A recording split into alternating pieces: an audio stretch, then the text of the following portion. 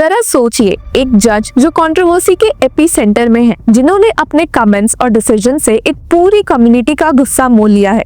लेकिन क्या आप जानते हैं कि एक वक्त ऐसा भी था कि शायद ये व्यक्ति जज ही नहीं बन पाते। हाँ, आपने सही सुना, एक सुप्रीम कोर्ट के जज उनका नाम काटने की पूरी कोशिश कर रहे थे, और वो जज और कोई नहीं बल्कि खुद भारत के future chief justice of India होने वाले जस्टिस DY चंद्रचूड़ थे। Hello, I am Aditi and welcome back to law Chakra, जहां हम इलाहाबाद हाईकोर्ट के सिटिंग जज जस्टिस शेखर कुमार यादव से जुड़े कंट्रोवर्सीज में आपको new shocking twist and turns बताएंगे। अब ये ट्विस्ट एंड टर्न्स इतने शॉकिंग हैं कि आपकी बोलती बंद हो जाएगी जब हम आपको बताएंगे कि यहाँ पर फॉर्मर CJI DY चंद्रचूड़ का नाम शामिल है और यूपी CM योगी आदित्यनाथ का भी। फॉर्मर CJI DY चंद्रचूड़ के पॉइंट पर इन डेप्थ घुसने से पहले चलिए यूपी CM योगी आदित्यनाथ के मुद्दे पर बात करते हैं। बीते दिन जस्टिस शेखर कुमार यादव के कमेंट्स को सपोर्ट करते हुए हमने यूपी CM योगी आदित्यनाथ को देखा था, लेकिन लगता है उन्हें ये कमेंट सपोर्ट करना काफी महंगा पड़ा है, क्योंकि उनकी रिमूवल की मांग करते हुए भी एक प्ली इलाहाबाद हाईकोर्ट जा पहुंची है। जी हाँ, आपने सही सुना।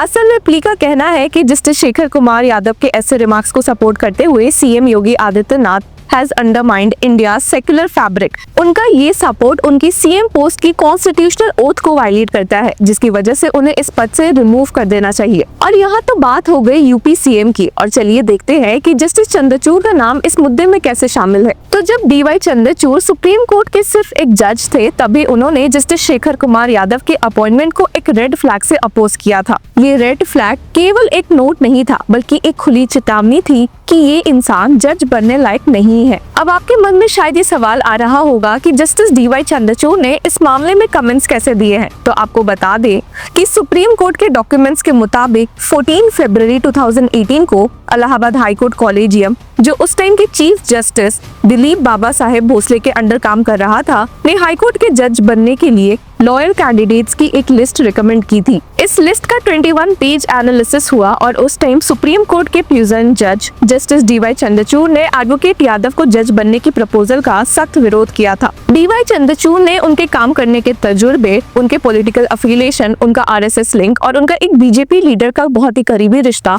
को पॉइंट आउट किया था। और ये सब तब उन्होंने किया था जब वो सुप्रीम कोर्ट के खुद ही बस एक जज थे, और वो उस टाइम इलाहाबाद हाईकोर्ट के चीफ जस्टिस रह चुके थे और सिस्टम को बहुत ही अंदर से समझते थे। अब आप सोचिए, अगर ये रेड फ्लैग माना जाता तो शायद आज इतनी कंट्रोवर्सीज उठती ही नहीं। तो फिर आखिर क्या हुआ कि उस सुप्रीम कोर्ट कॉलेजियम ने जस्टिस DY चंद्रचूड़ के इन रिमार्क्स को अपोज कर दिया। ये कहानी है पावर, पॉलिटिक्स और जुडिशरी के डेंजरस इंटरसेक्शन की। 14 फरवरी 2018 को इलाहाबाद हाईकोर्ट कॉलेजियम ने 33 लॉयर्स का नाम रिकमेंड किया जजेस बनने के लिए। जब ये लिस्ट सुप्रीम कोर्ट पहुंची तो जस्टिस DY चंद्रचूड़ को इस लिस्ट को स्क्रूटनाइज करने को कहा गया, और जब DY चंद्रचूड़ ने यादव का नाम पढ़ा तो उन्होंने अपने नोट में साफ साफ लिखा है कि ये कैंडिडेट सूटेबल नहीं है। उन्होंने कहा कि शेखर कुमार यादव को काम का अनुभव काफी कम है, वो एक एवरेज लॉयर है और उनका पॉलिटिकल इंक्लिनेशन उनके डिसीजन मेकिंग पावर पर इन्फ्लुएंस कर सकता है। DY चंद्रचूड़ के नोट में लिखा गया था कि यादव का एक RSS लिंक है और वो एक एक्टिव मेंबर भी है, उनका एक बीजेपी के राज्यसभा MP का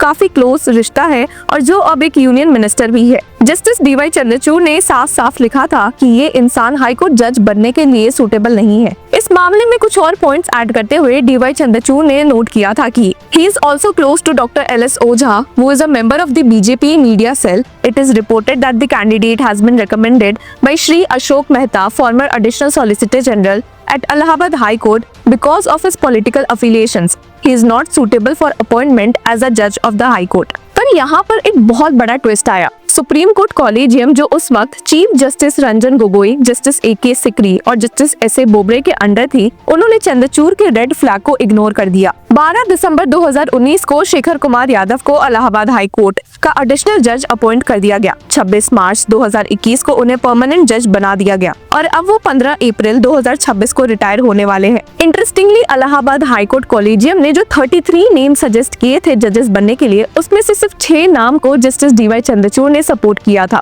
उन्होंने 22 लॉयर कैंडिडेट्स को not suitable for appointment as जजेस of the Allahabad high court कहा था, 3 नेम्स को फर्दर स्क्रूटनी के लिए रखा था और 2 कैंडिडेट्स नेम को डिफर करने की सलाह दी थी। लेकिन सुप्रीम कोर्ट कॉलेजियम ने इन 33 नेम्स में से 17 को जजेस बनने के लिए रिकमेंड और बाकी सारे नाम्स को रिकंसिडर करने की बात कही थी। और वैसे ही अगर अभी देखा जाए तो जस्टिस शेखर कुमार यादव के खिलाफ राज्यसभा से लेकर सुप्रीम कोर्ट कॉलेजियम दोनों में एक स्ट्रिक्ट एक्शन दिखा गया है। राज्यसभा में चेयरमैन वीपी जगदीप धांकर इस इम्पीचमेंट मोशन को एडमिट करते हैं या नहीं, ये तो वक्त बताएगा। वहीं दूसरी ओर सुप्रीम कोर्ट कॉलेजियम ने भी वेट एंड वॉच का अप्रोच अपनाया है। आपको बता दें कि सुप्रीम कोर्ट के चीफ जस्टिस संजीव खन्ना और कॉलेजियम के बाकी 4 जजेस ने जस्टिस यादव से इस मुद्दे पर बात की थी। सीजीआई के अलावा सुप्रीम कोर्ट कॉलेजियम में justice B R Gavai, Suryakant, Hrishikesh Roy और अभय एस ओक शामिल थे। इन सभी ने इलाहाबाद हाईकोर्ट के जस्टिस शेखर कुमार यादव को समन किया था और वो कॉलेजियम के सामने प्रेजेंट भी हुए थे।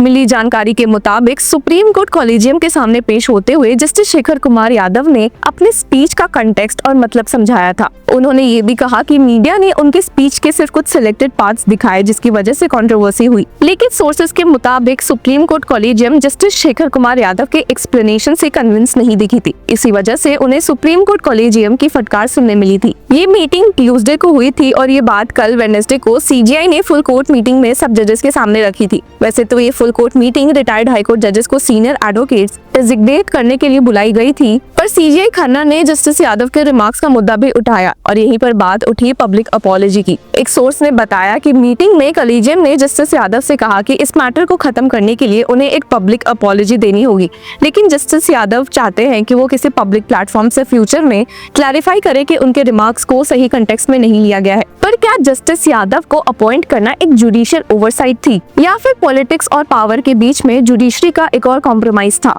ये सिर्फ जज की कहानी नहीं है, लेकिन हमारे देश भारत में पॉलिटिक्स और जुडिशरी के बीच एक डिफिकल्ट रिश्ते की भी स्टोरी है। आपका क्या कहना है इस मामले में, हमें कमेंट सेक्शन में जरूर बताएं। Until then, keep following law चक्रा।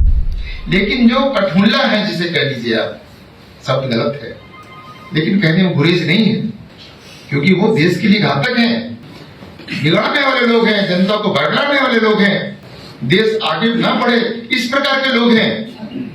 उनसे सावधान रहने की जरूरत है,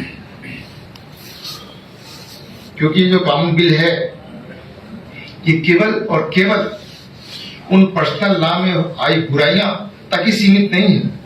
ये जब बुराइयां दूर होंगी तो निश्चित रूप से हमारा देश भी प्रगतिशील होगा। राष्ट्र के ऊपर हम जैसे आगे बढ़ रहे हैं और आगे गति से बढ़ते रहेंगे, लेकिन जरूरत यहां पर है कि हमें एक कानून बना के चले। बिना एक कानून के कोई देश प्रगति नहीं कर सकता है। आज आप लोग यहाँ पर आए, छोटा सा विषय रखा, विषय बहुत बड़ा है, बड़े बृहद है। अगर शुरुआत से आप, जैसे मैंने शुरू में आपसे कहा, वो विषय मैंने छोड़ दिया, या पश्चात एंशिएंट हिस्ट्री से लेकर मिडिल हिस्ट्री और मॉडर्न हिस्ट्री तक चले आइए, वो सब आपको मिलेगा।